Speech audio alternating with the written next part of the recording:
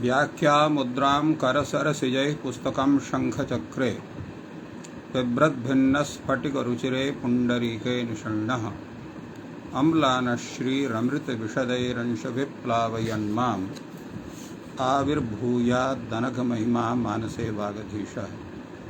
कृष्णाय वासुदेवाय हरये परमात्मने प्रणतक्लेशनाशाय गोविन्दाय नमो नमः। संस्कृतशौर्यम् इति आमुखपटले सम्बद्धाः समेऽपि विद्वांसः समेऽपि जिज्ञासवः छात्राः सहृदयाः सज्जनाः एतस्य संस्कृतशौर्यम् इति आमुखपटलस्य संस्थापकः प्रबन्धकश्च डॉक्टर राजकुमारः समेषां स्वागतं वर्तते एतस्मिन् महाभाष्यव्याख्याने। मान्याः साम्प्रतं महाभाष्यस्य षष्ठाध्यायस्य तृतीयपादस्य तत्रापि स्त्रियाः पुंवत् भाषितपुष्कादनु समानाधिकरणे स्त्रियामपूर्णी प्रियादिषु इति सूत्रस्य विषये विचारः चलति। अद्य वयम् एतस्मिन्नेव सूत्रे अग्रे विचारयामः। तत्र विचारः प्रवर्तते यत् एतस्मिन् विषये अस्माभिः यद् विचार्यते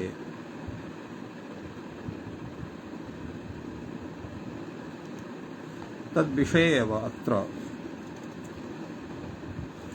प्रश्नः अत्र भवति यत् ये त्रयः विकल्पाः पूर्वम् उपत्ताः यत् एतद्विषये स्त्रीप्रत्ययस्य ग्रहणं, स्त्रीशब्दस्य ग्रहणं, स्त्यर्थस्य ग्रहणं, तत्र स्त्रीप्रत्ययग्रहणविषये विचारः सञ्जातः, स्त्रीशब्दग्रहणविषयेपि विचारः सञ्जातः। अधुना स्त्र्यार्थग्रहणविषये विचारः प्रवर्तते, तद्विषये वयं विचारयामः।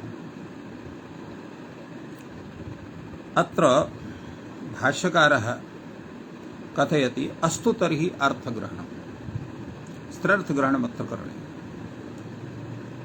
अत्र वार्तिककारः पुनः कथयति अर्थातिदेशे विप्रतिषेधानुपपत्तिः। अर्थातिदेशे विप्रतिषेधः न उपपद्यते। कथं विप्रतिषेधः अनुपपद्यते इति विषये अत्र कथयति यत् अत्र आचार्यः अग्रे कथयति पुंवद्भावात् ह्रस्वत्वं खिद्धादिकेषु सह प्रतिषेधानुपपद्यते। एतद्विषये विचारयन् कथयति अत्र द्विकार्ययोगो नाम विप्रतिषेधः न च अत्र एकः द्विकार्ययुक्तः शब्दस्य ह्रस्वत्वम् अर्थस्य पुंवद्भावः, अतः भिन्नविषयत्वात् तत्र विप्रतिषेधः न भवितुमर्हति। अग्रे कथयति किंच सर्वप्रसंगः अविशेषात् सर्वस्य स्त्रस्य पुंवदर्थः प्राप्नोति, अस्या प्राप्नोति अंगारकानां शकुनयः तेषां कलिकाः स्त्रियः कालिकावृन्दारिकाः अंगारकवृन्दारिकाः प्राप्नुवन्ति। एवं क्षेमवृद्धयः क्षत्रियाः तेषां तनुकेश्यः स्त्रियः तनुकेशो वृन्दारिकाः क्षेमवृद्धिवृन्दारिकाः प्राप्नुवन्ति। एवं हंसस्य वरटाः कच्छपस्य दुली अर्थात हंसस्य याः स्त्रियः तासां नाम वरटा इति भवति।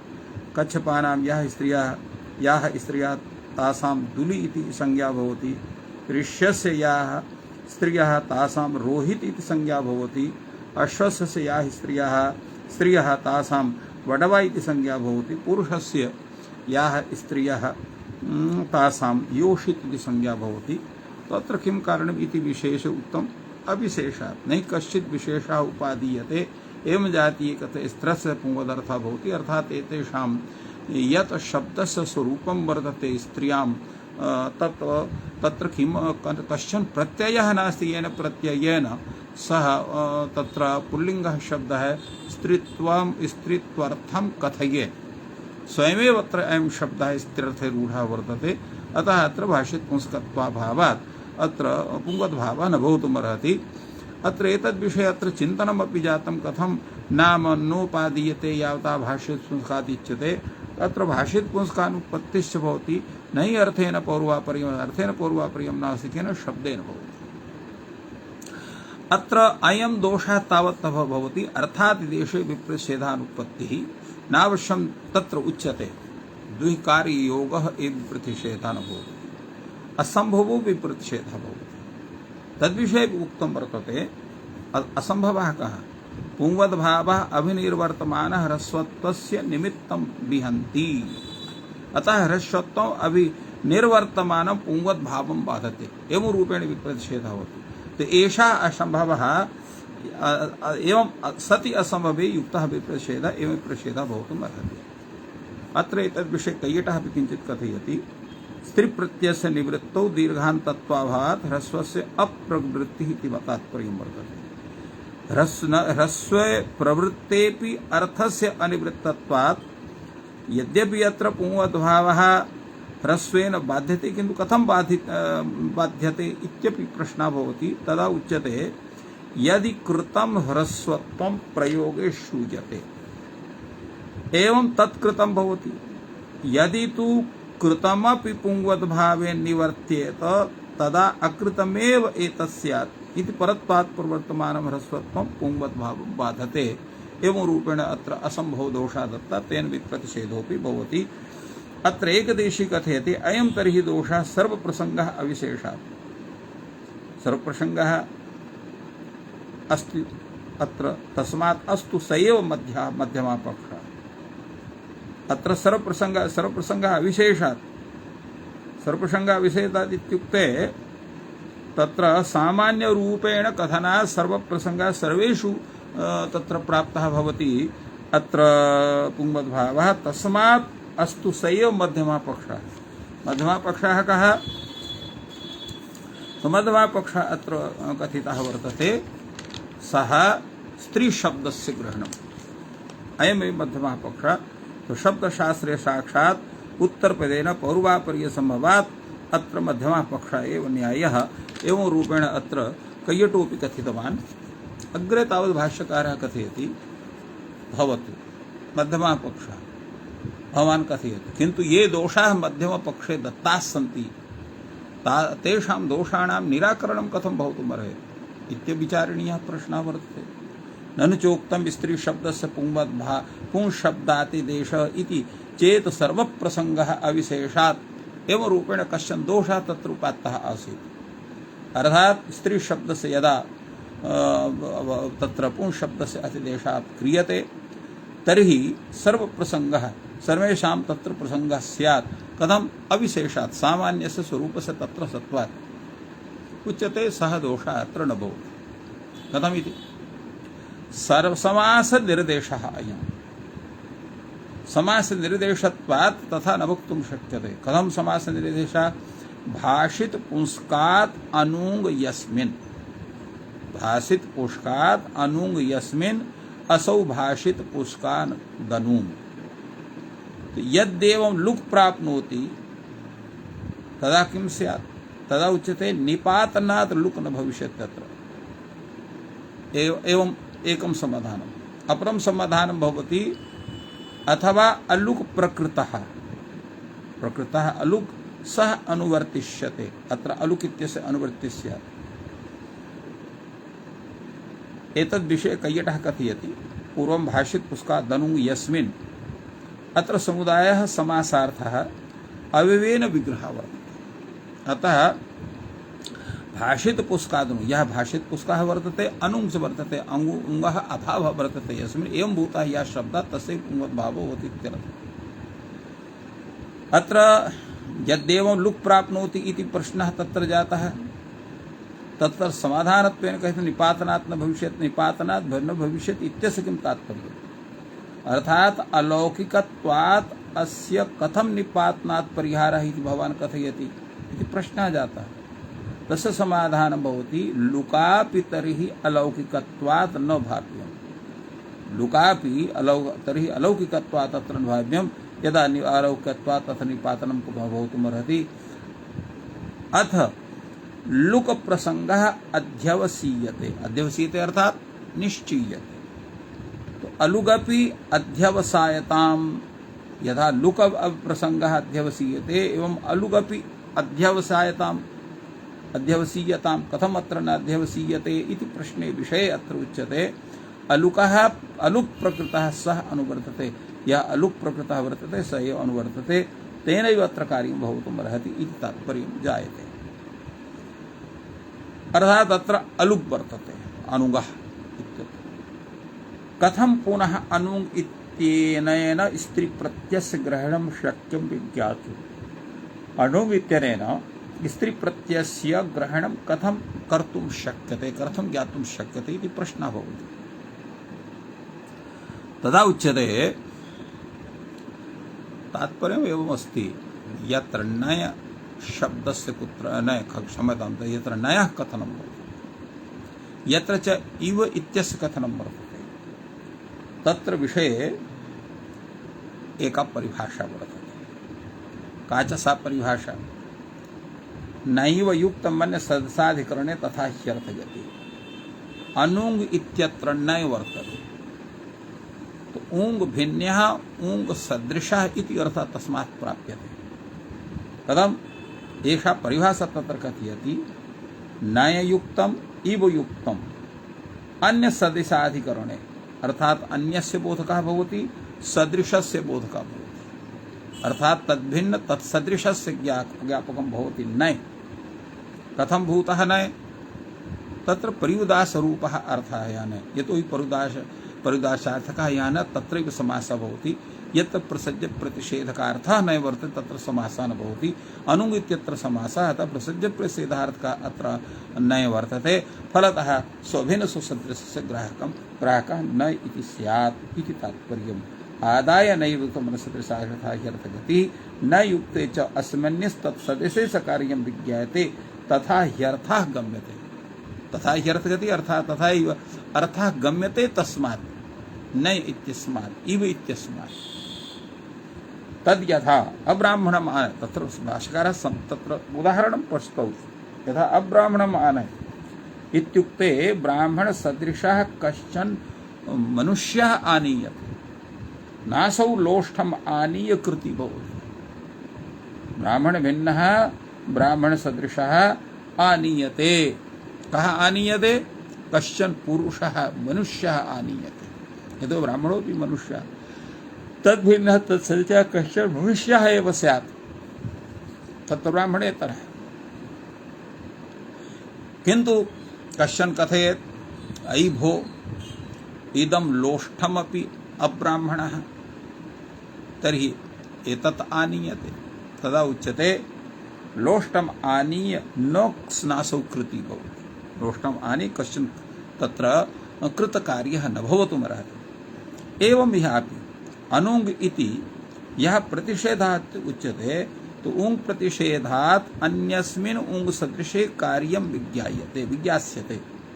किं चान्यत् अनुंग ऊंग सदृशम्? तदा उच्यते ऊंग इति कः प्रत्ययः। कथं भूतः प्रत्ययः? स्त्री प्रत्ययः। तर्हि ऊंग भिन्नः ऊंग सदृशः कश्चन स्त्री प्रत्ययः अत्र आनेयः पुंवद्भावार्थं ङी प्रत्ययः, टाप् प्रत्ययः, डाप् प्रत्ययः, चाप् प्रत्ययः, ङी प्रत्ययः, ङीष प्रत्ययः, ङीन प्रत्ययः, ति प्रत्ययः। एवं भूताः ते प्रत्ययाः स्त्री बोधकाः प्रत्ययाः अत्र आनीयन्ते, तेषां ग्रहणं भवति। एवं इहापि इडविड वृन्दारिका, ऐडविड वृन्दारिका, पृथ वृन्दारिका, पार्थ वृन्दारिका, उषिक वृन्दारिका, औषिज वृन्दारिका, दरद वृन्दारिका, दारद वृन्दारिका, अत्र कुत्रापि पुंवद्भावः अतएव न प्राप्नोति, यतो हि एते ये शब्दाः सन्ति इडविड इति पृथ इति उशिक इति दरद इति एते सर्वेपि शब्दाः यद्यपि स्त्रीलिंगाः वर्तन्ते किन्तु एते सर्वेपि शब्दाः स्त्री प्रत्ययरहिताः वर्तन्ते। तत्र स्त्री प्रत्ययः तत्र एतेषु न विहितः वर्तते, अतः अत्र पुंवद्भावः न भवितुमर्हति। तदर्थं किं करणीयं? कर्तव्योऽयं यत्नः। अत्र कश्चन यत्नः करणीयः। अत्र एतद्विषये किञ्चित् विचारयति कैयटः यत् इडविड् इत्यस्य तात्पर्यं किमस्ति। तो इडविडः अपत्यं, पृथः अपत्यम्। अत्र जनपद शब्दात् अत्र जनपदवाचनः एते शब्दाः वर्तन्ते, अतः अत्र अय् प्रत्ययः भवति। उषिक् दरद्भ्यां व्यज मगध इति सूत्रेण अत्र अण् प्रत्ययः भवति। उभयोः अतश्च इति स्त्रियाम् अत्र लुप् भवति, स्त्री प्रत्ययस्य लुप् जायते। अत्र प्रश्न यत्र भाष्यकारः कथति कर्तव्योऽत्र यत्नः, कथं भूतः यत्नः करणीयः, अर्थात् इह टावादीनामेव न ग्रहणम्। अत्र टावादीनां ग्रहणं न भवति, किं तर्हि प्रत्ययमात्रस्य ग्रहणं भवति।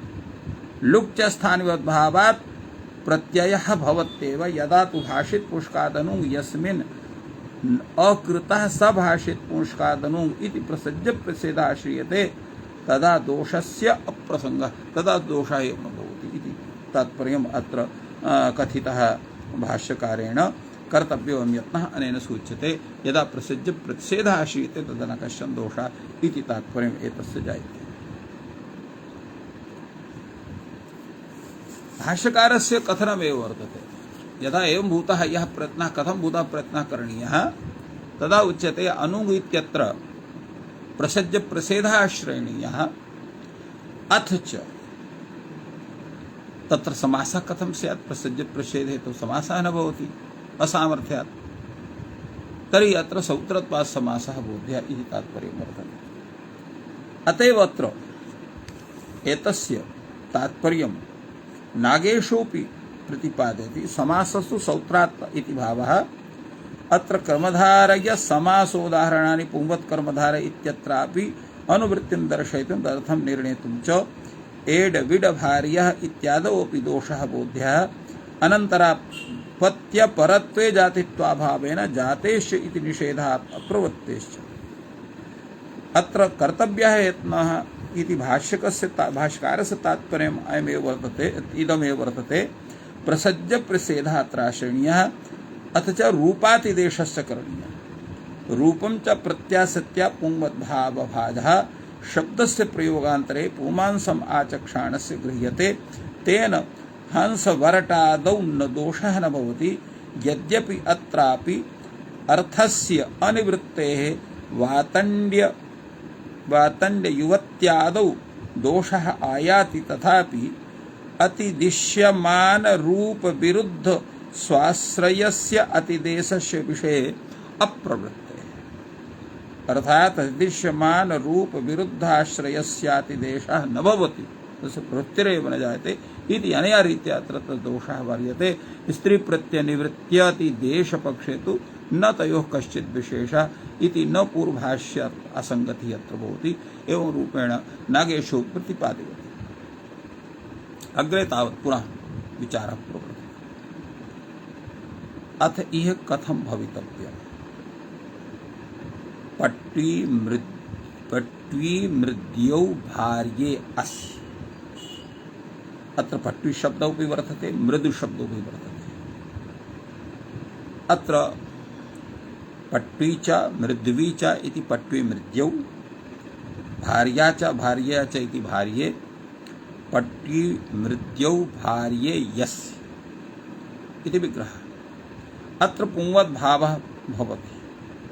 तर्हि कस्य पुंवद्भावः स्यात्? पट्वी इत्यत्र पुंवद्भावः स्यात्, मृद्वी इत्यत्र पुंवद्भावः स्यात्, अथवा द्वयोः पुंवद्भावः स्यात्, अथवा कस्यचित् एकस्य पुंवद्भावः स्यात्। किमत्र करणीयम् इति प्रश्नः भवति। भाष्यकारः कथयति पट्वी मृद्यौ भार्ये अस्य। पट्वी मृदुभार्यः आश्रित पटु मृदुभार्यः। अर्थात् तत्र भार्या इति शब्दात् प्राक् यः शब्दः मृद्वी इति वर्तते, तत्रैव पुंवद्भावः भवति। उत्तरपदस्य अनन्तरं पूर्वत्वात्, उत्तरपदात् अनन्तरं पूर्वत्वात् तत्रैव स्यात्, अथवा उभयोः भवतु, पटु मृदुभार्यः इति भवतु, किं भवितव्यम्? तत उच्यते पट्वी मृदुभार्यः इति भवितव्यम्। प्रश्नः भवति अत्र पट्वी इत्यत्र तर्हि पुंवद्भावः कस्मान्न भवति? उच्यते भाषित पुंस्कात् इत्युच्यते, अर्थात यत्र पुंवद्भावः भवति सः शब्दः पुल्लिङ्गेऽपि कथितः स्यात् तदा भवति। तदा उच्यते यदा भाषित पुंस्कात् इत्युच्यते तेन मृदु इत्यत्र पुंवद्भावे सति मृद्वी इत्यत्र पुंवद्भावे सति मृदु इति भवति, पट्वी इत्यत्र न भवति इति भवतः भवान् कथयति। तर्हि अत्र पटुशब्दोऽपि पुंसि वर्तते। भाष्यकारः तथा भूतं प्रश्नमपि विदधाति, ननु च भो पटुशब्दो मृदुशब्दश्च पुंसि भाष्येते। पटुशब्देऽपि पटुरयं बालकः, मृदुरयं बालकः एवं रूपेण पुल्लिङ्गेऽपि प्रयोगः भवति। तर्हि कथं भवान् भाषित पुंस्कात् इत्युच्यते कथयति? मृदुशब्दः पुंसि भाष्येते, तदा उच्यते समानायाम् आकृतौ यद भाषित पुंस्कम् आकृत्यन्तरे चैतौ भाषित पुंस्कौ। अर्थात अत्र पटु शब्दः मृदु शब्दः इत्यत्र भिन्ना स्थितिः भवति। पटु इत्यत्र ङि प्रत्ययस्य पट्टु इति भवति। मृदु शब्दः अत्र यः वर्तते तत्र मृदु शब्दः मृदु इत्यपि भवति, मृद्वी इत्यति रूपं भवति, रूपद्वयमपि जायते। अनया रीत्या अत्र उच्यते यतोहि अत्र पटुर्गुणः मृदुर्गुणः इति गुणे भाषित पुंस्कौ भार्यादौ तै स्त्रीलिङ्गौ इति भवतः। अत्र यस्वरूपम् अत्र प्रतिपादितं भाष्यकारेण समानाय आकृतौ यद् भाषित पुंस्कं समानाकृतिः स्यात् तत्रैव सः भाषित पुंस्कः स्यात् शब्दः। आकृत्यन्तरे चैतो भाषित पुंस्कौ, यतोहि पटु शब्दः मृदु शब्दः, पटुः मृदुः इत्युक्ते एतौ शब्दौ पुंवाचकौ वर्तेते, किन्त्यदा स्त्रीवाचकौ एतौ भवतः तदा पट्वी इति रूपं मृद्वी इति रूपम् इति अनयोः भवति। अतः अत्र समानायाम कृते भाष्यम् आक्रन्तते चैतो भाषित पुंस्को इति कथनस्य यस्य रूपं वर्तते तत् न अत्र संघटते। समानायाम आकृतौ अपि भाषित पुंस्को, समानायाम आकृतौ अपि भाषित पुंस्को कथम् आरभ्यते अत्र मतुप्लोपः। समानाय आकृतौ अपि अत्र भाषित पुंस्को वर्तते। कथम्? अत्र मतुप्लोपः वर्तते। मृदुः गुणः अस्ति अस्याः, पटुः गुणः अस्ति अस्याः, एवं भूतः यदा विग्रहः क्रियते तदा अत्र किं भवति? मतु प्रत्ययः भवति। यदा मतु प्रत्ययः भवति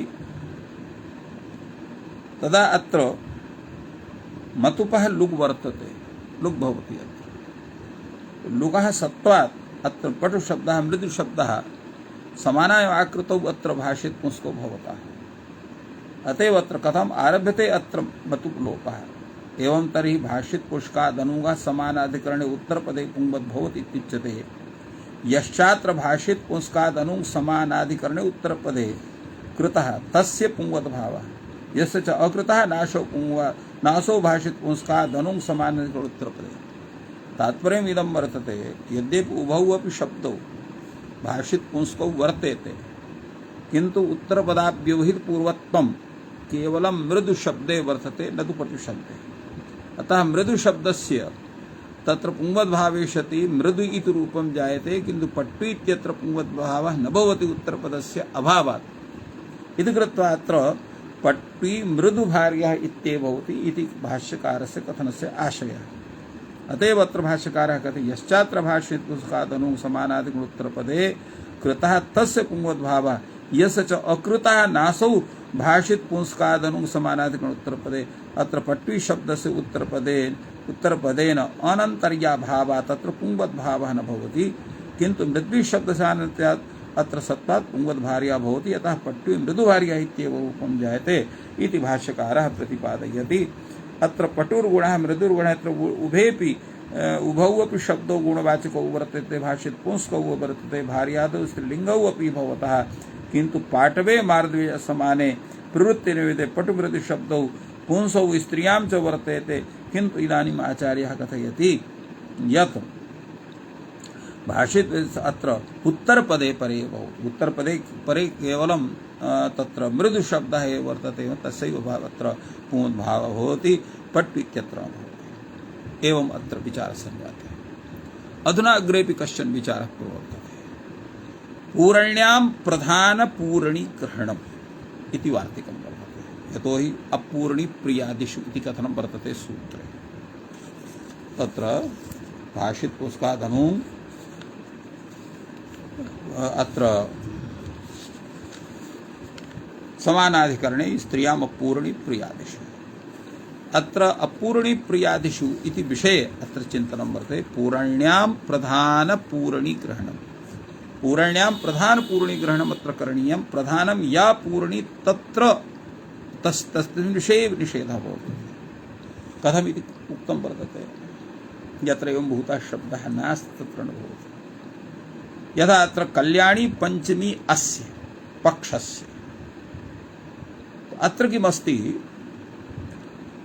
अत्र पूरण्यां प्रधानपूरणीग्रहणम् अत्र कल्याणी इति पंचमी इति तु वर्तते किन्तु कल्याणी इत्यत्र प्रधानपूरणीत्वेन अत्र नास्ति अतः अत्र न भवति तेन कल्याणी पंचमी अस्य पक्षस्य कल्याण पंचमीकः पक्षः अत्र पुंवद्भावः भवति अतः कथं भविष्यति कल्याणी पंचमी आसां रात्रीणां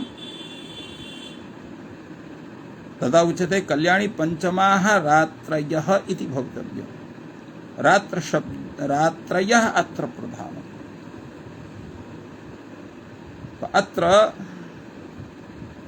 उद्भूतावयवाः रात्रयः अत्र प्रधानं तत्र यथैव प्रथमायाः रात्रयः समासाभिधेयाः एवं पंचम्यपि तत्र वर्तिपदार्थस्य अन्यपदार्थे अनुप्रवेशात् अत्र प्राधान्यं वर्तते तेन प्रधाने कार्यसम्प्रत्यात् प्रधानपूरणीग्रहणम् अत्र उच्यते तेन अत्र कल्याणी पंचमारात्रयः इत्यत्र निषेधः भवति प्रधानस्य तत्र सत्त्वात् यत्र प्रधानपूर्णी नास्ति तत्र ग्रहणं भवति कल्याणी पंचमारात्रयः अत्र प्रधानपूर्णिमा ग्रहणं वर्तते कल्याणी पंचमासां रात्रिणाम् इति विषये कल्याणी पंचमी अस्य पक्षस्य इति तु न भवति एवं रूपेण अत्र समाहितम् तात्पर्यमस्ति उद्भूतावयवः रात्रयः अत्र प्रधानम् तत्र यथैव प्रथमायाः रात्रयः समासाभिधेयाः एवं पंचमीति वर्ति पदार्थस्य अन्यपदार्थे अनुप्रवेशात् तथैव प्राधान्यं वर्तते प्रधाने कार्यसम्प्रत्ययात् प्रधानी पूर्णीग्रहणम् अत्र क्रियते तेन अत्र निषेधः प्रवर्तते फलतः अत्र कल्याणी पंचमारात्रयः इत्यत्र कल्याणी पंचमी रात्रायः इत्यत्र पुंवद्भावः न भवति तो इत्थम् अत्र एतस्य विषये सूत्रस्य विषये भाष्यकारेण कैयटेन नागेशेन च सम्यक्तया सूत्रमिदं व्याख्यातम् अत्र व्याख्यानम् एतैः विहितम् अग्रे तावत् सूत्रं वर्तते तस्लादिष्वाकृत्वसूचः इति सूत्रविषये पूर्वम् अस्माभिः तत्र द्रष्टव्यः काशिकाग्रन्थः काशिकाकारः एतद्विषये कथं भूतं प्रतिपादनं विदधाति अनन्तरं भाष्यदृष्ट्या वयं विचारं कुर्मः यथा भवन्तः जानन्ति एतत् सूत्रं तत्र परिगणनं विदधाति यत्र तसिल प्रत्ययात् आरभ्य कृत्वसुच प्रत्यय पर्यन्तम् ये प्रत्ययाः विहिताः भवन्ति तादृशः प्रत्ययान्त शब्दः अव्यय संज्ञां लभते इति सूत्रस्य तात्पर्यं वर्तते। प्रतिपादयति तथा काशिकाकारः कथयति पंचम्यास्तसिल इति सूत्रात् संख्यायाः क्रियाभ्याः वृत्तिगणने कृत्व सूच इति सूत्रम यावत् ये प्रत्ययाः अत्र तु एवमपि कथयति काशिकाकारः पंचम्यास्त्र इत्यतः प्रभृति संख्यायाः क्रियाभ्याः वृत्ति गणने कृत्व सूच इति प्राग एतस्मात् ये प्रत्ययः अर्थात आकृत्व सूचः इत्यत्र आ इति यः वर्तते सः मर्यादार्थे वर्तते ततः प्राक् कृत्व सूच इत्यतः प्राक् इत्यतः प्राक् ये प्रत्ययाः तेषु भाषित पुंस्कात् अनूंग स्त्रियाः पुंवद भवति पुंवद रूपं लभते तस्याः शालायाः ततः तस्यां तत्र यस्याः यतः यस्यां यत् अत्र किं भवति ये शब्दाः स्त्रीलिङ्गाः किन्तु तशिलादि प्रत्ययः तस्मात् स्त्री प्रत्ययान्तात् शब्दात् विहिताः वर्तन्ते तर्हि तशिलादिषु कृतसूचः प्राक् ये प्रत्ययाः वर्तन्ते तेषु प्रत्ययेषु उत्तरेषु सत्सु यत् पूर्वपदं स्त्रीलिङ्गं वर्तते तत्र पुंवद्भावः भवति तो तस्याः इति ततः तस्याम् इति तत्र यस्याः इति यतः तेन तस्याः इति तसिल प्रत्यये तातः इति रूपं न भवति यस्याः इति यतः इत्यत्र यातः इति रूपं न भवति तस्याम् इति सप्तम्या त्रल् प्रत्यये तो तत्र तात्र इति रूपं न भवति अर्थात् पुंवद्भावः तत्र करोति यस्यां यत् तशिलादिषु परिगणनं कर्तव्यम् अत्र के तशिलादयः प्रत्ययाः गृह्यन्ते तत्र उच्यते त्रल प्रत्ययः तस् प्रत्ययः तरप् प्रत्ययः तमप् प्रत्ययः चरट् प्रत्ययः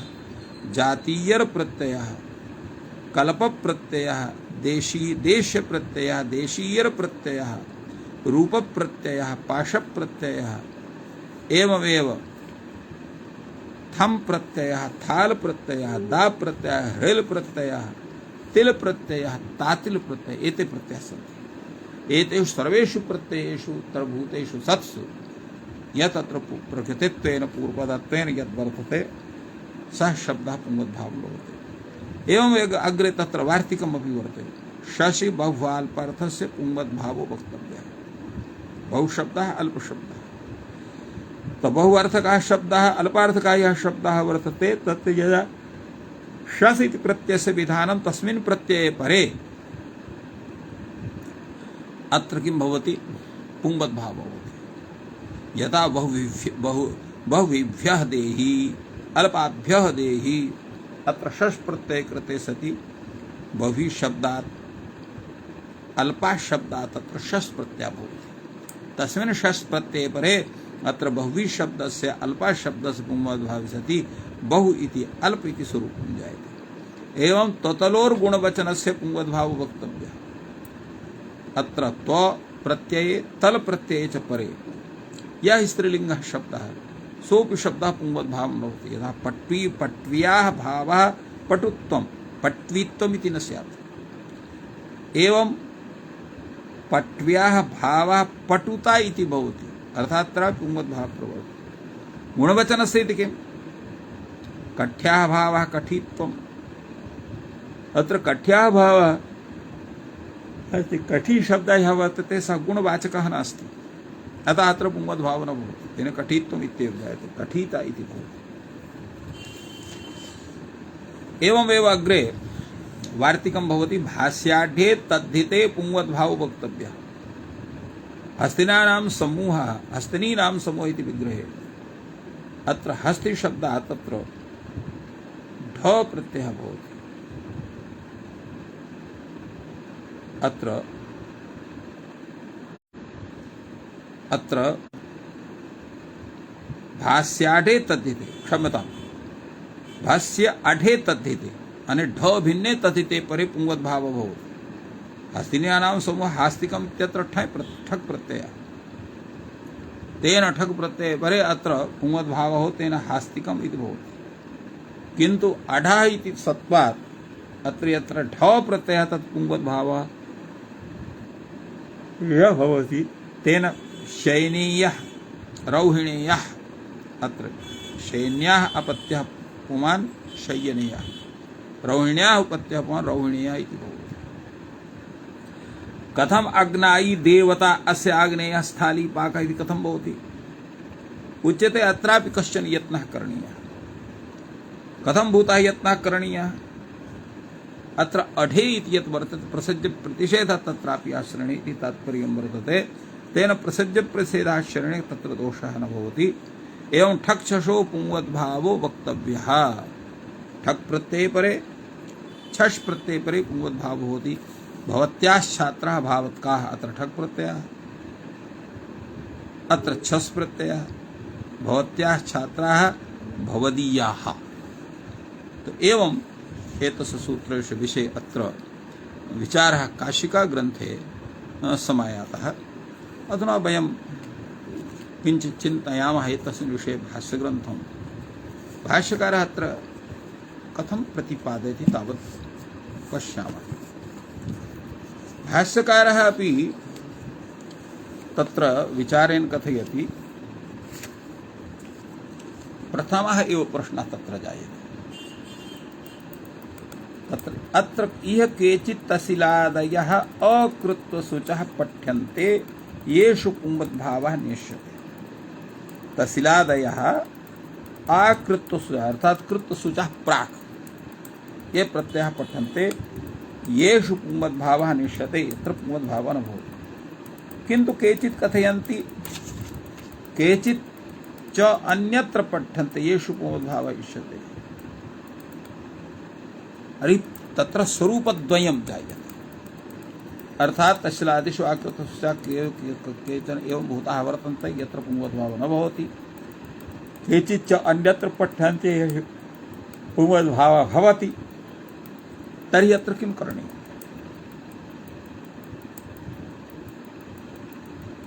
तत्र किं न्याय्यम् इति भाष्यपङ्क्तिः। किं न्यायं वर्तते? अर्थात् तसिलादयः आकृत्वसूचः पठ्यन्ते येषु पुंवद्भावः नेष्यते, केचित् च अन्यत्र पठ्यन्ते येषु पुंवद्भावः इष्यते। तर्हि अत्र न्याय्यं किमस्ति? अर्थात् कथं भूतम् अत्र स्वरूपं ग्रहीतव्यं येन यत्र पुंवद्भावः क्रियते तेषां ग्रहणं स्यात्, यत्र पुंवद्भावः नेष्यते तत् तेषां ग्रहणं न स्यात्। एवं भूतः कश्चन यत्नः करणीयः, तद्विषये भाष्यकारः कथयति। एवं तर्हि परिगणनं करणीयं। परिगणनम् अत्र कर्तव्यं। कथं भूतं परिगणनं करणीयम्? उच्यते तसिलादि त्रतसौ। त्रतसौ तसलादि द्रष्टव्य। अर्थात् तस् प्रत्ययः त्रल प्रत्ययः, अनयोः तत्रस्लादित्वेन ग्रहणं करणीयम्। तस्यां शालायां वसति इति तत्र वसति।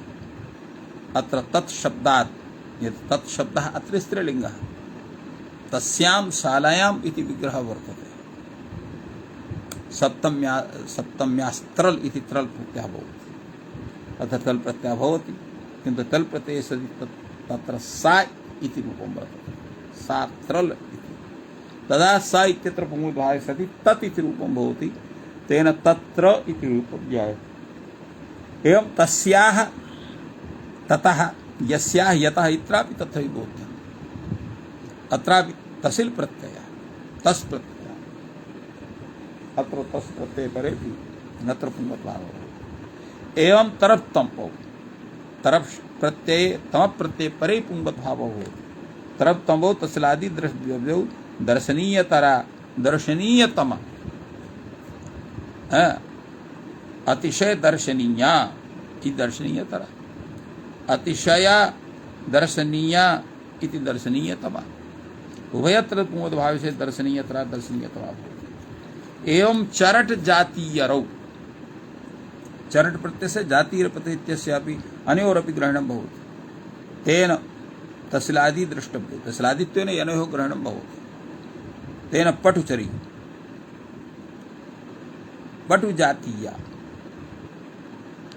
अत्र भूतपूर्वे चरट इति चरट प्रत्यय भवति, भूतपूर्वा पट्वी इति पटुचरी, भूतपूर्वा पट्वी इति पटु जातीया, एवं कल्पद्दीयसे पटु जातीय ईषत् पटु पट्वी इति पटु जातीया, एवं ईषत् पट्वी इति दर्शनीय कल्प, क्षमताम्, अत्र ईषत् दर्शनीया इति दर्शनीय कल्प, इतद् दर्शनीय दर्शनीय देशीया, एवं रूपेण ईषत् अर्थे अत्र शब्दः भवति। एवं रूपपार्श्वौ इति प्रत्ययो अपि गृह्यते, रूपपार्श्वौ तस्लादि द्रष्टव्यो, दर्शनीय रूपा दर्शनीय पाशा, अत्रापि तथैव वर्तते। एवं